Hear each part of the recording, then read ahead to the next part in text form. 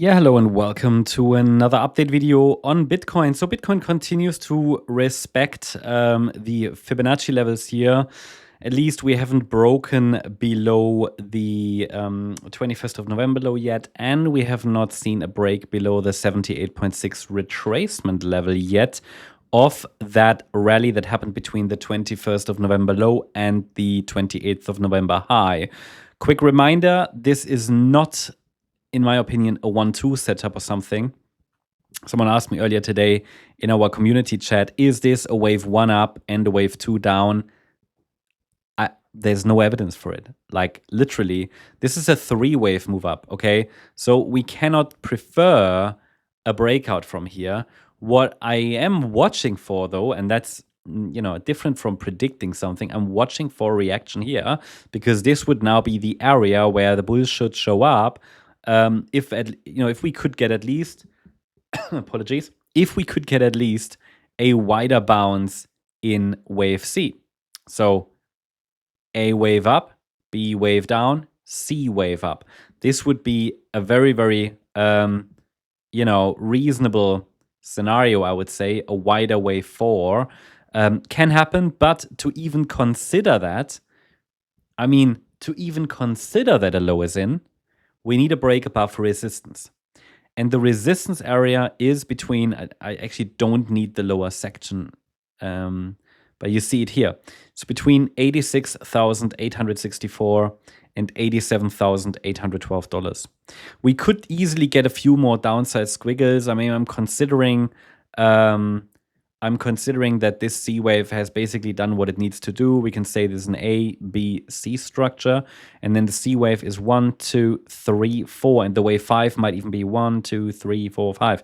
So we could get a few more downside squiggles here.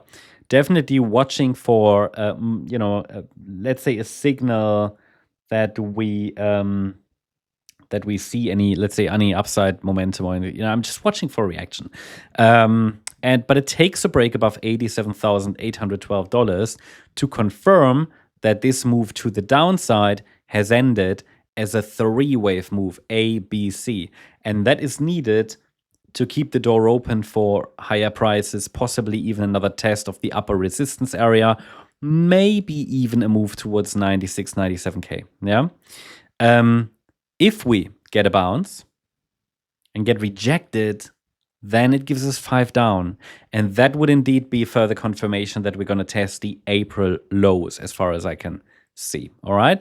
And April lows, here we talk about, 74.5K, 77K, by the way, is also an important level on the larger time frame on our weekly chart. But yeah, that gives you a good idea here, hopefully, of the micro patterns. Pressure remains downward. What is slightly concerning is that, the stock indices, right? Stock market indices like the NASDAQ, the S&P, they dipped as well, but tiny dip. Bitcoin is overreacting here, but Bitcoin took Cyber Monday literally. I mean, it's quite a decline, quite a dip.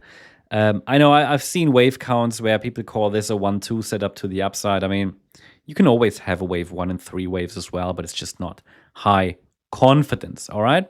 That's the update on Bitcoin. Hope you liked the update. If you did, please hit the like button, leave a comment, and subscribe. And if you're interested in additional updates, I recommend you also check out our X channel for additional charts, updates, news, and much more. You can find additional updates here, and you can also ask questions here whenever I can, but obviously I can't be there all the time.